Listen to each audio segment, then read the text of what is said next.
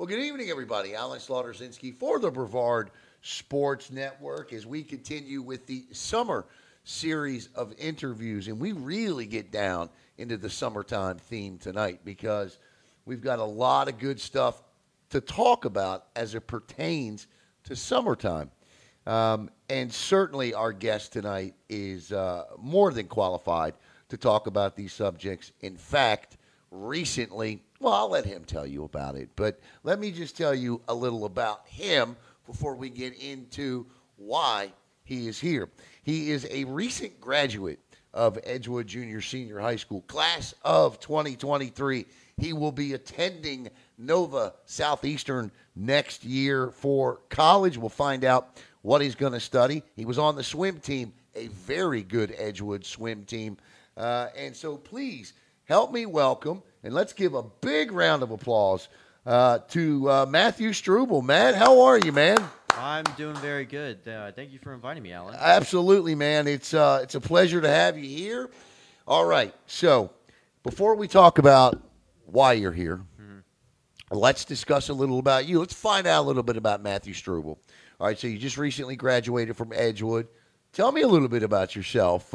We know you like to swim, but outside of that, who is Matthew Struble? So outside of me just being a competitive swimmer myself, I am a certified WSI swim instructor, and I'm also a Red Cross certified lifeguard. I currently work at the City of Satellite Beach Recreation Center. I teach swim lessons, and I'm the head recreation coach there on our team. So I teach kids mostly from the ages 8 to 12.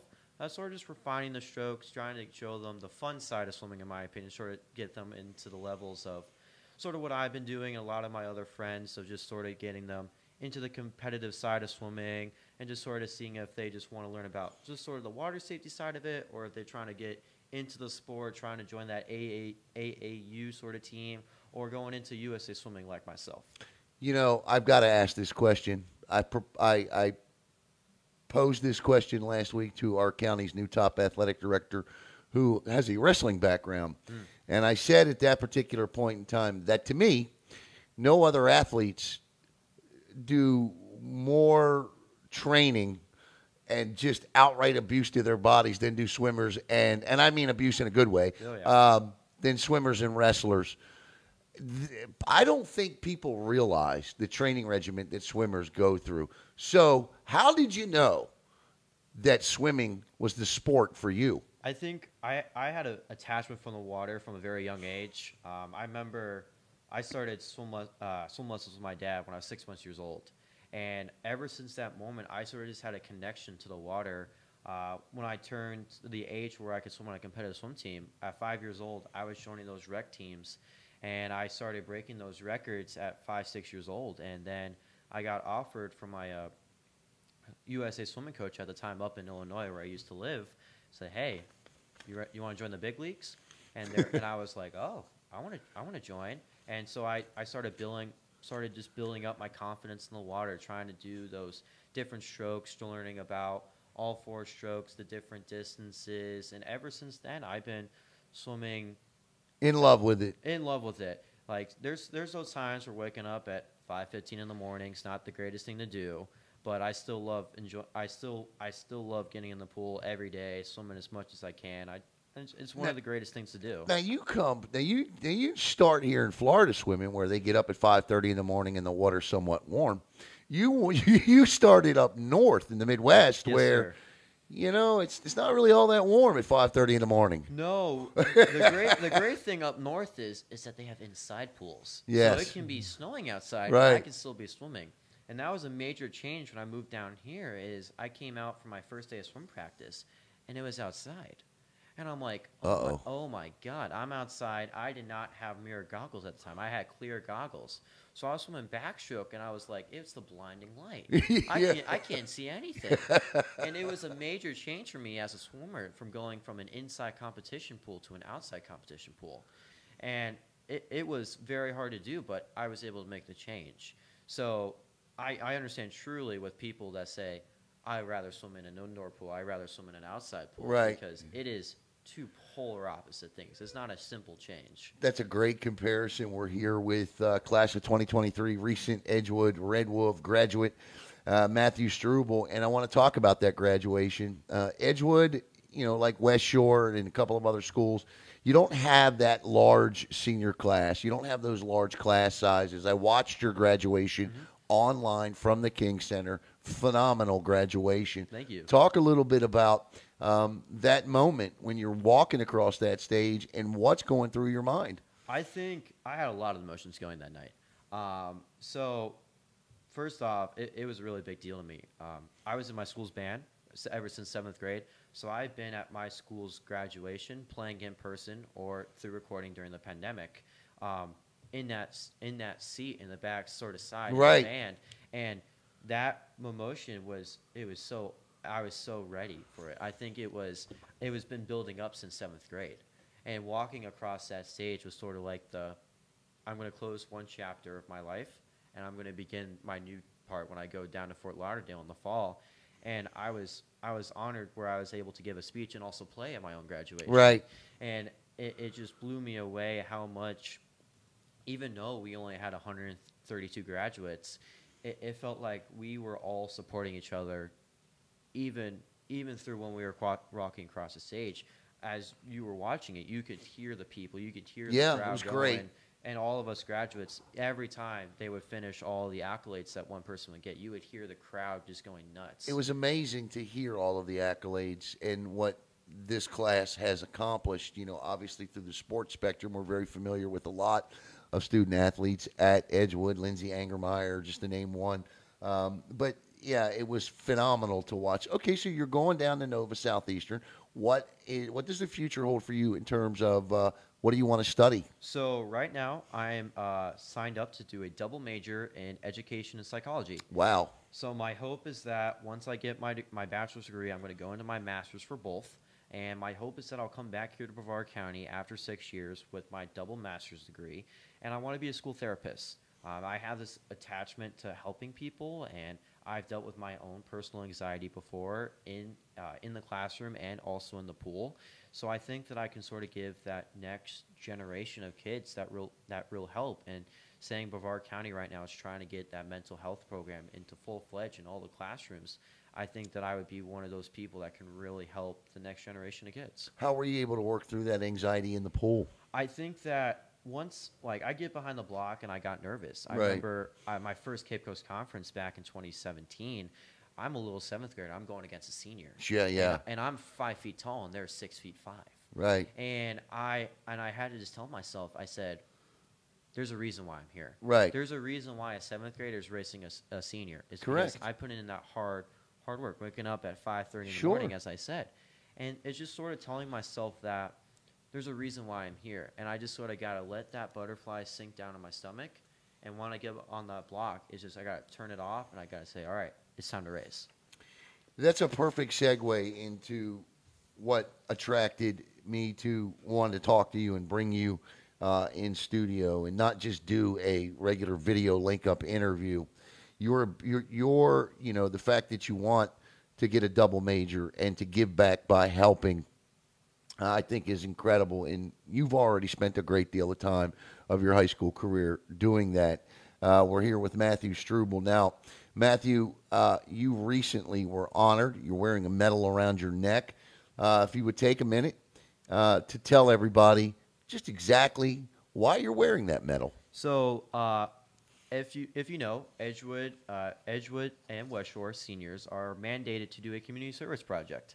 So there's different paths that everyone can do. I chose a leadership path, sort of leading a project or a sort of program, and just to help something that I was really passionate about. And as many of you can probably tell, I'm very passionate about the water. Yes. Everything I can do, no matter what it can be, I do it in the water. So, and I started doing some research, and I was like, the drowning rate here in Florida is very high, Yes. especially in Brevard County. And I said, what can I do to help this? I'm one of the, and I was like, I can do this. So I started doing my research, and I found the best way for me was getting into that classroom. So I spoke to my teacher at the time, Miss Schneider, and she was like, run with this. This is a great idea. So my plan was I was going to talk to the 5 elementary schools up in Merritt Island: Mila, Tropical, Lewis Carroll, Audubon, and there's one more. I can't remember the name off the top of my head. And I want to give a 45-minute presentation about a couple water safety topics, really things that are really important down here in Florida. So I reached out, I emailed their principals, and I got 3 responses. Tropical, Mila, and Lewis Carroll were like, yes, this is a great thing. I think this would be really beneficial for our kids. So I went, and they originally told me I was going to be talking to just the first graders or just the second graders. And I went to Lewis Carroll. That was my first school. I had K through third graders. I had 1,000 students sitting in front of me. And they didn't tell me that before I walked in the room. And I was like, oh, okay, then that's a big change. But I still made sure I put my passion out for swimming in there. And I told the kids, I said, hey, if you ever want to email Coach Matt, feel free to email me. I'll answer any water safety questions. And I went to Tropical after that. I did it on the same day in the afternoon. I spoke to their kindergarten through third graders as well. And they had an amazing time when I went there. And I went to Mila the week after that, and I spoke to their K through third graders too there. And the teachers there, the students there, and even the administration, all 3 schools were like, wow, this is amazing. Yeah. And sort of going at the end of my project, I had to finish with my end of the year responsibilities, and even now I'm getting emails from other schools asking me to come back. Yeah, I think it's important that people know that you're talking about drowning rates. According to the Center for Disease Control, drowning is the leading cause of unintentional injury deaths for children 1 through 4, and the second leading cause of unintentional injury deaths for children 1 through 14 years of age. And when you stop and think about a water state like Florida, those numbers have to be even more astronomical than that. Yeah. But this, okay, so you do this. You make this presentation. Mm-hmm. This is your project. But I guess you're probably thinking, okay, I feel really good about this, but it doesn't end there. No, it doesn't. So I finished up my year. I did my final presentation and got a really good grade on my project. And then a couple weeks later, at my senior awards night, we're looking at the pamphlet, and I see National Drowning Prevention Alliance Award. And I'm thinking, and there's plenty of swim instructors and lifeguards at my school as well, and I'm like, there's no way that's me. There's no way. So they're going through the awards, yada, yada, yada. And then they get to me, and they said, now we'd like to recognize Matthew Struble for the National Water Safety Champion month of June. And everyone looks at me, and my jaw's dropped. I have no idea what's going on. You had no idea you were going to win this? No idea. Wow. They kept this a secret from me for a month. My own parents, my teachers, even my principal. They kept it from me, and I walk up, and Nicholas Stewart, our assistant principal, was sort of explaining the award to the audience, and I get it around my neck. And then afterwards, my principal was explaining to me how some people higher up sort of heard what my project was, and the NBCA, the president, Adam, reached out and sort of heard about my project, and they said, okay, so next couple days you're going to be having an interview with the president. And I was like, oh, okay, that's not major pressure for me graduating right. 2 days afterwards. Nah, it's fine. So my principal spoke to the president a little bit beforehand, so he knew a little bit more about me. And then so we're having our sort of interview, talking about my project a little bit. And halfway through, they're like, hey, we got a surprise for you. Uh-oh. And I'm like, oh, okay, well, like, who can it be? And Gray Louganis, 4-time Olympic gold medalist in diving, pops on. And my jaw just dropped. And they're like, are you okay, Matthew? And I'm like, no. They're like, why? Because I'm talking to a 4-time Olympic gold medalist. Right. Right. And they're like, is this a really good graduation present? And I'm like, yes. and it was just blown away how they saw me not as, oh, you're an 18-year-old kid. They're seeing how much effort I'm putting into this program that I created, and they're seeing the benefit not only from the classroom side of it, but also out in the real world. We were talking about in the interview how high, as you said, the statistics are in Florida. Florida is the #1 state for drowning rate, because here in Brevard County we got the Atlantic Ocean, we got 2 rivers, we have 4 high school pools. I don't remember the number off the top of my head for public pools, and just think of all the backyard pools. Right. And just last week at Cocoa Beach Aquatic Center, there was a kid that actually went underwater, started drowning, and died. And they actually brought him back, so he's safe. Wow. But that just shows you how important water safety is. Even at a pool which has lifeguards and personnel on there, you never know what's going to happen. And me being a swimmer of my talents, I could even have a problem. And you never know what's going to happen. You can have it happen at 6 months years old. You can have it at 99 years old. So the benefit's not just for the student, it's for everyone. So what you do is the National Drowning Prevention Alliance has 5 layers of protection for drowning: barriers and alarms, supervision, water competency, life jackets, emergency preparation. And I would assume that you break those down and really lay those out. Is that how it works? Yeah, so during my presentation, I use a little bit of the MPCA sort of information. I use the Red Cross. So I try to do a little hodgepodge of both, just to make sure that you cover it all. I cover it all. I want to make sure I leave no stone untouched. So I broke my presentation down into sort of 10-minute sessions, so I can make sure I hit 4 very important safety topics. So my first topic was sun protection. We're here in Florida. It's sunny 365 days a year. So I said, and I get very sunburnt all the time. Like 2 weeks ago, I started work, and I became as red as a tomato. So I know personally how important sun protection is. And a lot of kids, they don't know. They just think, oh, sun protection is a sunscreen. And a suntan looks great. I know. And right. And we were like, guys, this is not what you need to do. And I talk about how rash guards and hats and sunglasses, even going outside, I said, guys, I have light blue eyes. I said, I have to wear sunglasses no matter what when I go outside. Right. And I said, you guys got to be wearing sunglasses. And then I also said, too, so then my next topic going into, I said, swim with a buddy. You always got to be swimming with someone. Because I said, even though we have fantastic lifeguards, fantastic swim instructors, not every single pool here has those people on standby. And I said, the worst thing you want to happen to someone is, let's say you have a problem. Let's say that you're cramping because you're swimming laps in a pool. You don't have that lifeguard to get you. Let's say you have a buddy, okay? My brother is 19 months younger than me, and we always swim together no matter what. Because no matter if I have a problem or he has a problem, we're always there to make sure someone's safe. And I told him the story. I said, so back when I was younger, I had this little brother, and we went on a Disney cruise ship, and there was lifeguards. And he was having a problem getting up out of the pool, and the lifeguards weren't paying attention.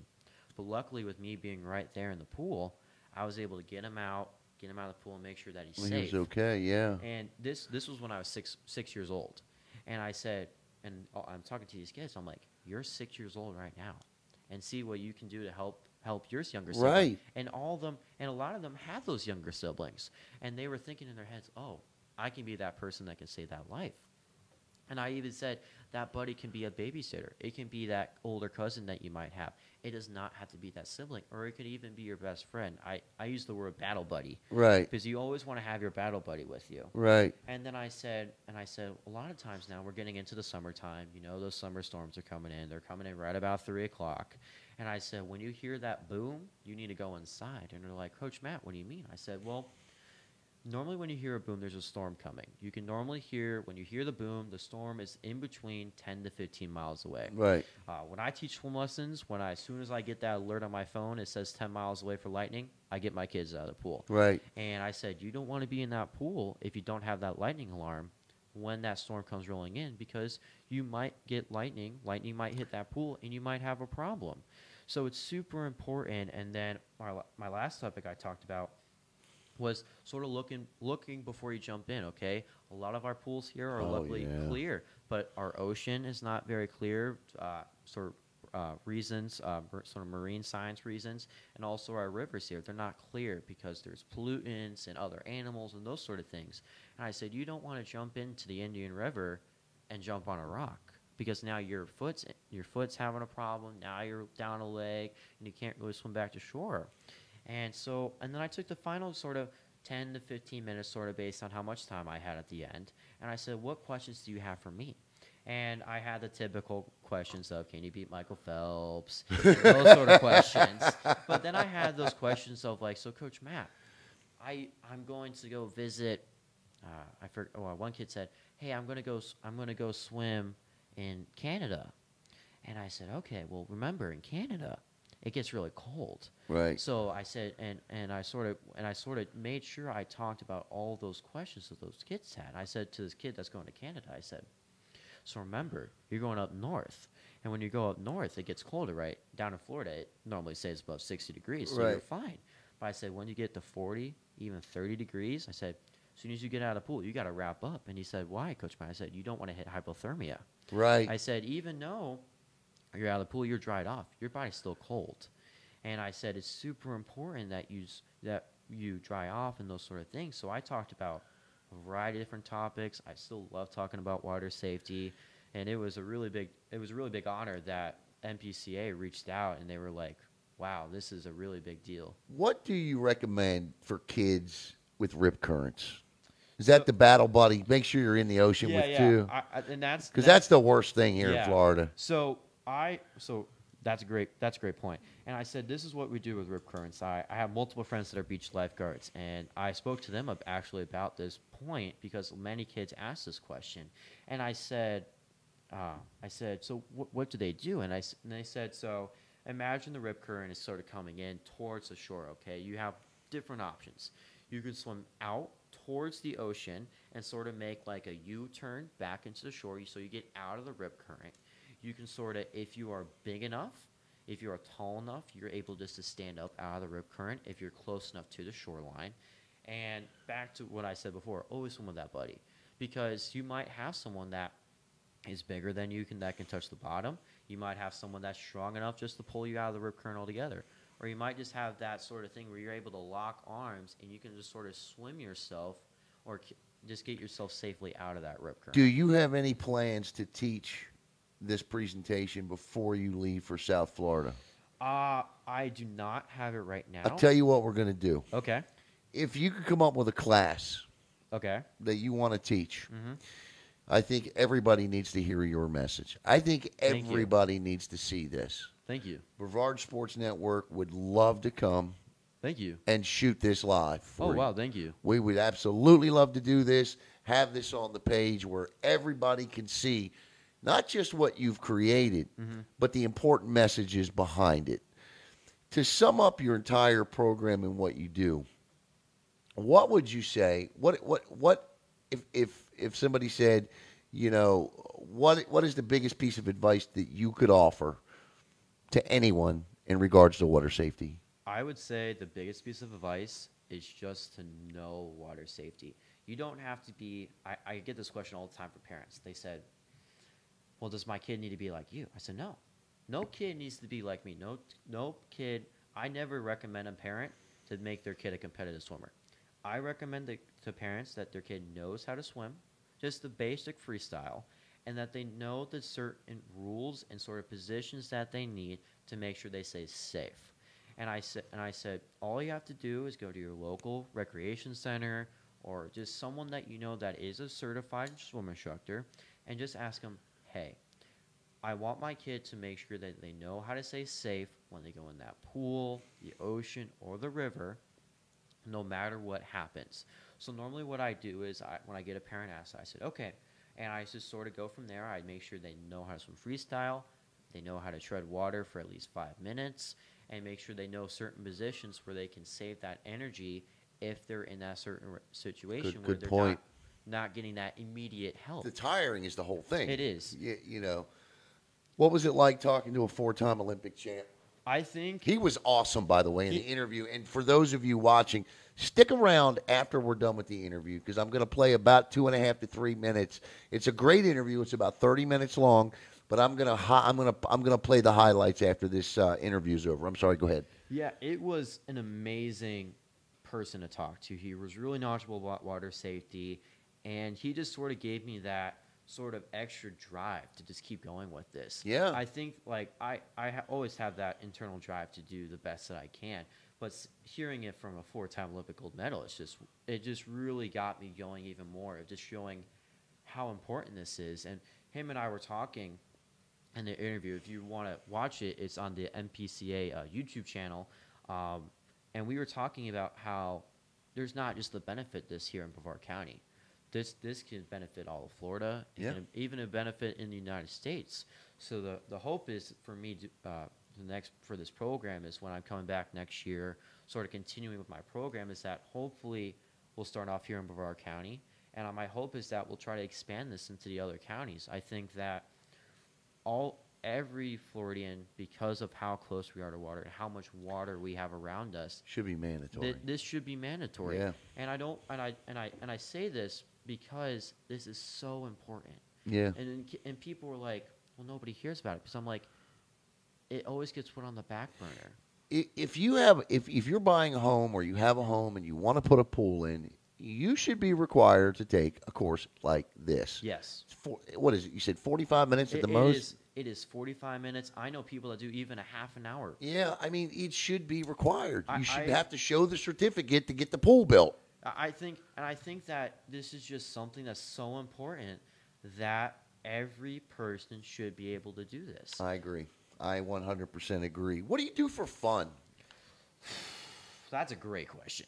I mostly hang out with my friends. A lot of my friends were swim mates and also lifeguards. So basically, at the end of the day of long being in a pool, the last thing we want to be at is a pool. Yeah. So we try to go to the mall, go to the movies. Do you follow any other sports? Do you? I try to watch football occasionally. Got you. Okay. I've been busy. Any hobbies, anything like that? I love music. Okay, so if I picked up your iPhone right now, Matthew, what's your go-to when you get back in that car and you leave our studios? What's the song you're going to listen to? I'm going to listen to "I'm Still Standing" by Elton John. There you go, Elton John. I like that. That is my go-to song. I like it. Behind the Blocks. I'm listening to that when I need a pump song. That is I'm Still Standing. And also my karaoke song. Have you seen Rocket Man? Yes, I have. What did you think of Rocket Man? I think it was a good movie. Right. From a musician side of it, nah. But from like a side of just talking about Elton, think this sort of giving a life perspective of it. Right. I think it was a really good movie. I think Taron Egerton, I think that's the right name. Yeah. He did a really good job of portraying Elton. But I think it was really good. I prefer the original version. I prefer the Elton version. I think because the great thing is that actually in Sing, Taron Egerton did the Sing "I'm Still Standing" song in Sing, but he also did it in Rocket Man too. And I like listening to the different versions because you can sort of see the differences. And I still think that the original is still the best one. You seem to be. Well, what instrument do you play? I'm a drummer. Okay, so you seem to be a fan of my generation of music. So did you listen to Elvis or Queen or? So I listened to a lot of Elvis. Right. Did you see the movie? I did see it. What did you think of the movie Elvis? I think it was a pretty good movie. Yeah. I'm not really. I like Elvis music. I think it's good. I listened to it from a jazz perspective. I'm also a jazz drummer. Absolutely. And I think it was a good movie. I think Austin Butler, I think that's the actor. Yes. Did a really good job of portraying him. I think he did a really good job. And then Tom Hanks and I think it's Tom Hanks. Yep, Colonel Parker. did a really good job of just sort of showing his manager side of it. But yeah, I did classical music. I did jazz drumming at my school. I created our drum line. So if you, any of you people go out to the volleyball games, lacrosse games, basketball games the next couple of years, that's going to be there. And I think I just love all sides. I'm curious to get your take if you saw Bohemian Rhapsody and what you thought Rami Malek's performance was in that. I think he did a really good job. I think also too Bohemian Rhapsody sort of started this new sort of style movie. I love Bohemian Rhapsody. I think it's a really great movie. I did not like it at first. Yeah, I didn't either. And that's funny. My mom was like, "You just got to give it a try." And I'm like, "Okay." And I sat down, I watched it with an open mind, and at the end of it, I was actually very surprised about it. And I think that's where it kicked off. Then it came out Rocket Man and then Elvis. And I think that actually I think there's gonna be a couple more people coming out actually about all this. They had the Tom Cruise one too about rock and roll. I cannot remember. Rock of Ages it was. Yes. Tom Cruise did the Rock of Ages one. That took me a couple times to watch, but I eventually got to like that. But I like these musical movies. I think they're good. Especially since a lot of them come from my generation of music. And I got to tell you, it's great to see, guys your age that still dig this music. All right, swimmers. Okay, so let's find out something else about you. Okay. So swimmers are on strict diets a lot of times. You guys are constantly dropping weight. You need to be a certain.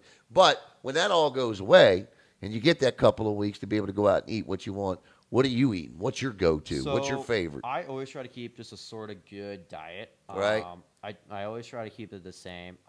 When I do have those cheat days, I'm a big chicken wing guy. Yeah? I got a Lawn Doggers 2 miles away. You got a favorite spot? Oh, yep. We go every weekend. Lawn Doggers, if you hear me, please sponsor. But I normally get normally after I do the same meal after my meats as also my cheat. So I go in there and I said, hey, I want a bowl with tater tots with 7 boneless wings, pipeline sriracha lime, which is one of my favorite sauces, with like the beer cheese on top, Right. with bacon, and shredded me cheese hungry, on man. top. And it's really good, very unhealthy, but very good. And that is like Caleb's back there eyeing this up. I can know. tell You should go. You should go. Go in Vieira. They'll make it for you. And that is like my go-to sort of nice and chill, not overly heavy calories. My brother, on the other hand, he can eat whatever he's want. One of those guys. He's one of those guys. So you can go into he can have like 3 Big Macs and still be perfectly fine. But I am, and I don't try to do it too often because people just think, oh, you're a swimmer. You swim 5,000 yards in the morning. You can have whatever you want. And I said, no. I still have to keep a good diet. I still eat all my fruits and vegetables, and I drink my milk, and I got to make sure I keep that way because guess what? You never know when you're going to need to be up on that block doing the next race. They might add that meet at the end of the week and say, hey, Matt, we're going to meet at the end of the week. Hop on that block and be number 4 in that relay. So that's why I don't try to have too many cheat days. Like when those holidays, 4th of July. Take care of the body. Try to make sure I keep care of that body. But otherwise, I try to keep a pretty good sort of healthy routine. You mentioned your brother. Yes. Tell me a little about your family. So my brother, he goes to Edgewood. He is a senior now, team captain. If you remember, actually 2 years ago when you were at Cape Coast Conference, he broke the 400 freestyle. Yes, I do Cape Coast remember Conference that. record. Yeah. He is the current record holder at my school. My mom is Christine Struble. You might know her by her Instagram handle of Struble Publications. Yeah. She does theme park reviews, food reviews. She interviews everyone. She does a terrific job with that. She does a very good job. I love those boxes for her. I'd love to have her in for an interview. I know. She would have some fun stuff to say. She interviews anyone you can think of on the Food Network. Sure. She has interviewed. Last night she went to Disney, testing out some new food. She was supposed to go to Puerto Rico this weekend, but that got canceled due to Hurricane Brett. Yeah. My dad's a finance guy. He works for Victory Packaging down in Orlando. Nice. So if you ever get an Amazon box, that comes from Victory Packaging. You're welcome. But otherwise, that's basically it. My family's pretty close-knit? chill. Yeah, pretty close family. I got with family up in Wisconsin. My grandparents live on the other side of the state. We're just known. So my dad, I don't know if you remember this. So my dad is very well known for yelling one word. So What's it? My last name's Struble. And every time we go to a swim meet, the thing is he going to yell it? Because every time before we get up on the block, because my brother, we used to race together all the time. We have this sort of difference of age where sometimes we'll be together, sometimes we're not. And my dad will never pick favorites. So we'll get up on the block and he'd be like, all right, Struble, let's go. Beat your brother. Over, Struble. Beat your brother. And it's been this thing. And it happened in Illinois. It happens here now. You guys have no idea which one he's talking about. Yeah, and the parents think it's crazy. And this thing at my school now, so my first name's Matthew. And even at my graduation, my principal came up to me and she was like, so should we call you by your first name or should we call you Struble? Because everyone knows call you. me Struble. Struble. They never call me Matthew. That's funny. And at the beginning, I was like, please call me Matthew. Yeah. But at the end of senior year, like, I was just like, I sort of just own the Struble name. Like, it's just something that's a part of me. And it's just weird going down to college now. I'm introducing myself to people. It's Struble. And I said, hi, my name's Struble. And I have to step back and I'm like, whoa, my name's Matthew. Matthew Struble. And it's so funny. And it's just like, one of my roommates, his name's Tyler DeVries, and he went to Edgewood with me. And he's like, what are you going to call yourself down here? And I'm like, I have no idea. Do I keep calling myself Struble? Do I call myself Matthew? Right. It's one of the most weirdest things. And it's weird because there's been 2 Strubles for the last 5 years on my Edgewood. and now there's one. One. And now after that, there's going to be no None. Struble, and there's like, what's going to happen? And I'm like, that's a great question. Yeah, that's a good one. Well, let me just tell you, Matthew. First of all, congratulations Thank you very much. on the honor. But above and beyond more than any of that, thank you for the hard work that you have put into creating a program that I know is beneficial and is going to eventually be everywhere as it should be. And can't thank you enough for coming in here today to speak with us. So thank you very much. I was very honored for. Thank you for inviting me. I was very thankful when you reached out and was I was very honored for you coming out and asking me all about this. I can't think of, you can score as many touchdowns and hit as many home runs as you want in life, but nothing to me says giving back more than saving the lives of children, not just in our community, but anywhere. So thank you very much for all of your help. And that'll wrap up tonight's summer series of interviews. And if you'd like to sit in the same seat as Struble, then reach out to me. So I want to thank Caleb Brown for putting this together and producing today. And I want to thank, of course, Matthew Struble. So for Caleb and Matthew, I'm Alan for the summer series of interviews right here on Brevard Sports Network. Good, Matthew. My name is Adam Ketchmarch. I'm the Executive Director of the National Drowning Prevention Alliance, and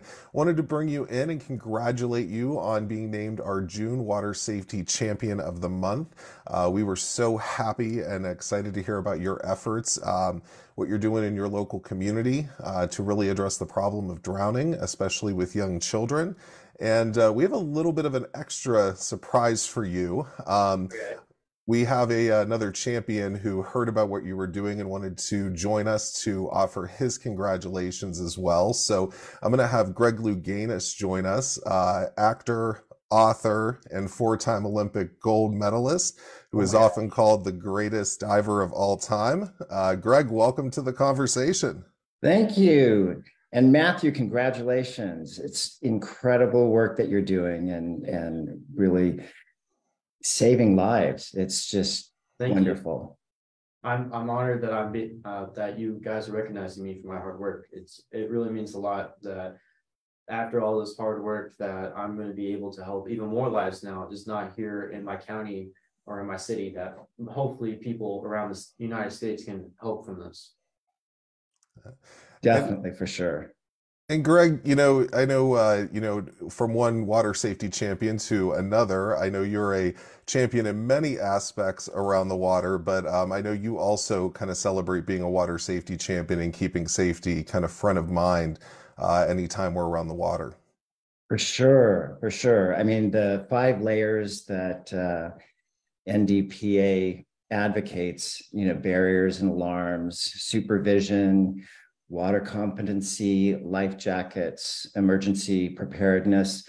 It's so important. Also, like with the life safety jackets, to get in the pool and see what they are like and be introduced to a tool. It's important that we familiarize ourselves before we get into that situation. Growing up, I mean, I taught myself how to swim when I was 2, and my godmother had a pool. And so supervision was key. But we have so many distractions now these days with our phones and all that it only takes, seconds, really, so supervision and focus and, and it's just so important. Yeah. Well, I know both of you are now our water safety champions. And Matthew, do you have, I know the other night your school presented you with the Water Safety Champions Medal. Do you have yours there? Yes, I do. There's actually a big surprise. I had no idea this was happening at all. And then at my award ceremony, we had a little pamphlet and I saw this and I was like, no, it is going to be me. Because there's a lot of lifeguards here at my school.